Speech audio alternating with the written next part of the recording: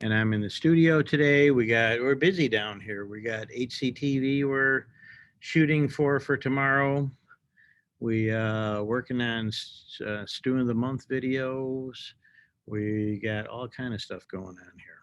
So and of course, dealing with students and assignments and wrapping everything up before our big break. I can hear you just fine. Thank you. Thanks for letting me know that. Yeah, if you can put a hello or a greeting in the chat. I'm going to keep this short today, probably about less than 15 minutes. I'm going to touch on a few things. First of all, this is our last Zoom of 2020. So the week we come back, January 4th, I believe, is that Monday, thereabout. We'll have a Monday Zoom on that day, and we'll have one on Thursday, and there'll be new assignments that week. But no new assignments the next 2 weeks. So enjoy your break. If you're all caught up, you got nothing to worry about. And if you're not all caught up, this is a great time to get some assignments caught up. I am still going to be available. So you can still text me, email me. I'll be working on grades and assignments, and I can answer questions in that if there's any issues or problems. But I'm just going to review a few things here first. And first, I'm going to share the screen and bring up our sociology class for here. Okay, like I put in here, it's our last Zoom till we come back. So, and whoops, I'm trying to move something around here. Okay, now this week there's only was 2 things up here, but they're big things. Okay, there's plenty to do. And if you got an early start, like I told people to do on Monday with the slides, you should have them either done or close to being done by now. So the idea was that that'd be a big part of your work this week was do the slides for chapter 12 and 13. It's a combined, chapters into one assignment. There'll be 52 slides when you factor in the title slide and the end slide. And do a good job. I put the reminders on here of the criteria, vary the colors of the key terms, picture a graphic on every photo, do a nice layout, make sure it's easy to read, things like that based on your font, your colors and stuff. Do a nice job on that. And this is our last one. That's it. We'll be wrapping up the semester with these here. Now, these cover economics and politics in chapter 12 and education, religion, chapter 13, all very interesting topics when it comes to sociology. So it's a lot there. We'll have some more videos and things like that when we get back. Okay, so this is a big project. This would be the equivalent of like, at least 2 projects of other size. So, get that done by tomorrow. If you something going on, you got a lot of work with your other class, so you don't get to it till the weekend or something, not the end of the world. That's coming out of your holiday break time, but get that done. The sooner the better, and do a nice job. So that's why I didn't give you much work. So you have plenty of time to do that. Now this here is some videos, but this is hopefully kind of more than just an assignment. Hopefully it's interesting for you. And one of them is on Hanukkah, which is it's not, some people mistakenly call it the Jewish Christmas. There isn't a Jewish Christmas, except if someone was Jewish and celebrated the actual Christmas.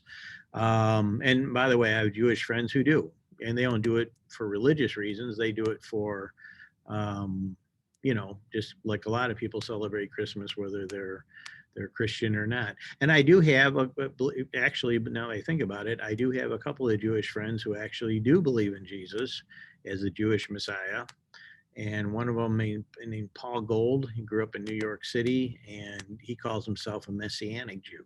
So that'd be someone that blends, he's Jewish. Now, just the other interesting thing for those that aren't familiar, Jewish is the one term I can think of, the only one that refers to both a religious group and an ethnic group. So for those that aren't familiar with that, there's the Jewish people. It's an ethnic group that goes back to a couple thousand years. And then there's the Jewish religion. So not everybody who's an ethnic Jew celebrates the Jewish religion, okay? And not everybody who if someone is not born a Jew ethnically, they can convert to Judaism as a religion, okay? So at that point on, they're considered Jewish. Well, I say that there's debates within the Jewish community over who's Jewish and who's not Jewish. And, And some of the really strict religious Jews, the Orthodox Jews, they believe that only a convert to Orthodox Judaism, which is the most strict form of Judaism, are considered Jews. There are other forms of Judaism called conservative Judaism, which sounds conservative, but it's more moderate. And then there's Reform Judaism, which is much more liberal. And then some of the Orthodox Jews will say that those who convert to Reform Judaism aren't really Jews. And it's a debate, like all religious communities have debates about these things. But for those that don't know about this, Hanukkah is a holiday that just happened to be celebrated this time of year. So it often gets kind of thrown in there with Christmas type stuff. And I've had Jewish friends that blend both. You know, they have Christmas things going on and they have Hanukkah things going on. And when you grow up in an area like this around Battle Creek, you don't hear a lot about this. There's a synagogue in Battle Creek down on Capitol Avenue. There are some Jewish families here. One that many people in Harper Creek know is the Lincoln family. Gary Lincoln used to be, he runs Wiles Park Men's Club. And he used to be a teacher here and school board member. And he and his wife works at Lakeview, and they're Jewish. And there are a few Jewish families around here and there, but not a lot in this area. I'm originally from Chicago, where there's a big Jewish population, and New York City got a massively big Jewish population. So around bigger cities, you tend to have more of that. So you get to learn a little bit about that. Before I get to the music ones, I'll focus on a couple others. I got 2 videos here on the origins of Christmas. And Christmas has a blend of influences. If you haven't seen these yet, they're short. A lot of these videos are like 3, 4, or 5 minutes long. And you get to see the background. There's a lot that goes into what led to the Christmas we have today. Traditions, history, things people started over the years. And if you go way back, of course, we got the Christian religion and the beliefs in, Jesus and celebrating Jesus' birth. When Christianity spread through Europe, they had a lot of what we call today pagan religions. So when the people of various European areas converted to Christianity, they still had their festivals and their holidays and things that they were celebrating. So what happened in many cases is they would take the celebrations they did anyway in the winter or the spring or whenever, and they would convert them over to become a Christian holiday. So that's where that's a big reason why Christmas was in December. It replaced some old holidays and traditions and things that were going on. Easter around April or in the spring replaced some of the holidays that they used to celebrate around that time of the year. And I'm simplifying things quite a bit here. But in short, there's a lot of cultural things that went into what became Christmas. And one side of it has a lot of religious significance. Another side of it is secular. I mean, Santa Claus stories, Frosty the Snowman stories, all that. None of that is directly about religion. So we have all that going on. And you may be surprised, but I got friends from Muslim countries who are Muslim, and they celebrate Christmas and put up Christmas trees. So you might say, why do they do that? Well, they've been very influenced by the US and Western countries. Many have studied or lived in the countries here. That's why I have these friends, because they came here and went to college, and I met them at Michigan State or Western Michigan University or even KCC. And then they went home and they were like, oh, I kind of like Christmas, whether that's my religion or not. I'd like to have a Christmas tree and I'd like to celebrate. And their stores and their malls and everything in Dubai and other countries over there, Lebanon and Iraq and everywhere, they put up Christmas decorations and Christmas celebrations. And for those that don't know, many of the Middle East countries have Christian minorities. And some are quite large. Lebanon is about 30 or 40% Christian. Jordan, about 5%. Egypt, about 10%. Iraq used to be about 10%, but they've dropped a bit because a lot of Christians have moved away. But there are Christians in the Middle East. And the Christians in the Middle East have been Christians long before Christians in Europe and other countries were Christians. So it goes way back. So bringing it up to today, we have a lot of traditions and history and things that came up that contribute to both the cultural reasons and the religious reasons and the other things that led to Christmas. I put some music topics in here, and I just put a few things in there, kind of interesting, BTS and that blends in with culture, music, and a Korean group and K-pop and all that. I put about Lizzo. She's got one of the many interesting artists that has emerged in recent years. They're very talented, and she's got a rather unique story, and it's kind of interesting and inspiring to see, um, you know, um, her background. Jose Feliciano, he wrote and sang I don't know if he wrote it, but he sang the classic Feliz Navidad that is on the radio all the time today. And that song is 50 years old. And it's got an interesting story behind it, both him and the song. And you can see a little bit about who he is and how that song came about and how it's become a classic and gets played a lot year after year after year. And I think that's pretty much it for this week. So hopefully you'll find that interesting assignment. So that's not too much for you. And then the rest is, just looking back on the semester, all this stuff, all those chapters we did, all them notes, they come straight out of a sociology textbook. So if you take sociology again in college or something, you're going to hit these same topics, the same terminology. Now, I did blend in there a lot of videos. Some of them were directly about the chapters we were on. A lot of them were fall into more the bigger picture about topics we cover. A lot of them are problems. I mean, a lot of sociology does talk about problems, and oftentimes people, in sociology try to work on solutions or ideas to try to make it better. Which brings me to the fact that I told you this way back when we started. Almost everything I share with you, a TED Talk, a documentary, whatever it may be, all of it's opinions. I mean, yeah, they study facts and do their research, and they, I'm sure they're trying well-meaningly to share accurate information. And I try to find stuff that is reasonably accurate, even if you don't agree with everything in it. But all these situations and issues are complicated. So one of the reasons I had you do opinions a lot, because I did want to know your opinion. And it didn't matter to me that much if you agreed or disagreed. I don't necessarily agree with everything I share on here. So it's just more about to think it over, think about, and oftentimes whoever's presenting or doing a documentary, they may do a good job, but that may only be part of the story. Okay, take poverty. There's so many factors that can affect poverty. And there's a lot of well-meaning people that got different views of what they think is best about poverty. And I just use two extremes to make a point. Say there's one extreme that just wants to have all kinds of government aid. Just give people everything, give them money, give them free houses, give this, give that, and everything. And let's pretend that was possible. And we'll just give people everything. Okay, and they'll solve poverty. Well, that would definitely help a lot.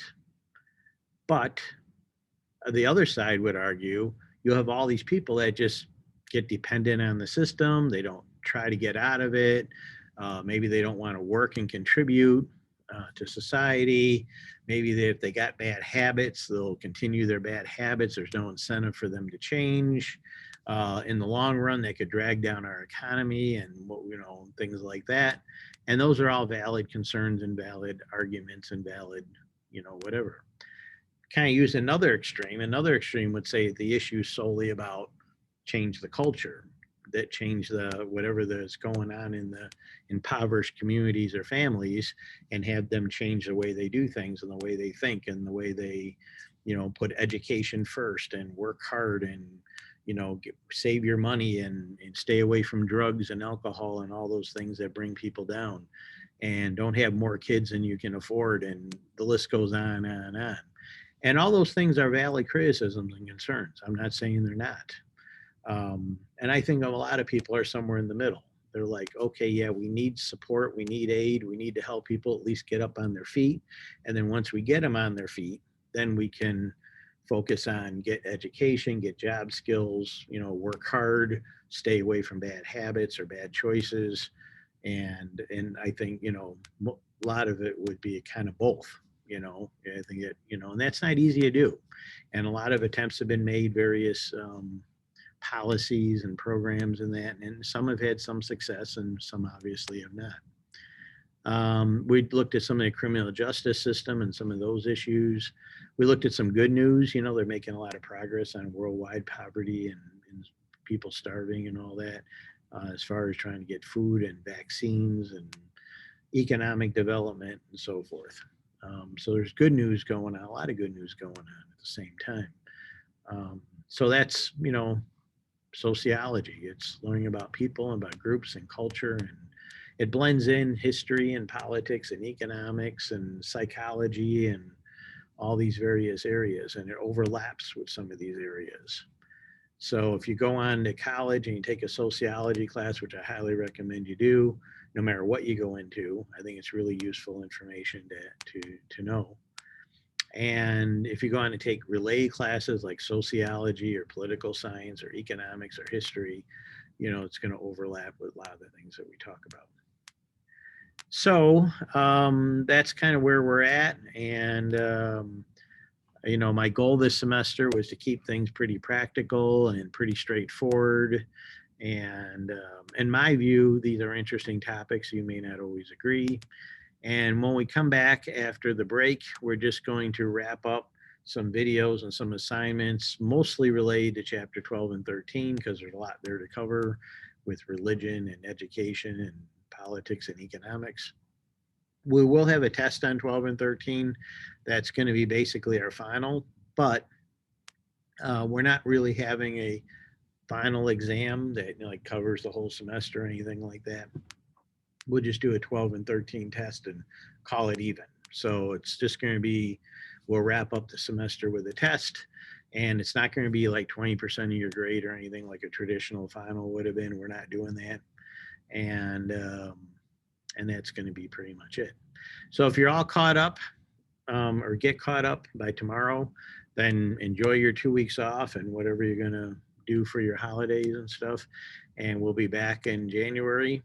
And you can still contact me if you're working on something, you got questions or problems, or give me a heads up of what you turn in for grading. I've been swamped lately with grade requests and, grading assignments themselves and finishing up some video projects and that. So if I didn't get to everything by, say, Saturday that you asked me to grade or check, don't hesitate to remind me again. Okay. I'm going to... I was doing all that thinking I was in this mode, and I wasn't. I was in the other mode. Well, got to look at that instead. Is everyone doing okay? Getting all your other classwork and everything done? Yes, no, maybe? Yeah, some people are putting in the chats here. Yep. Okay. Well, that's good.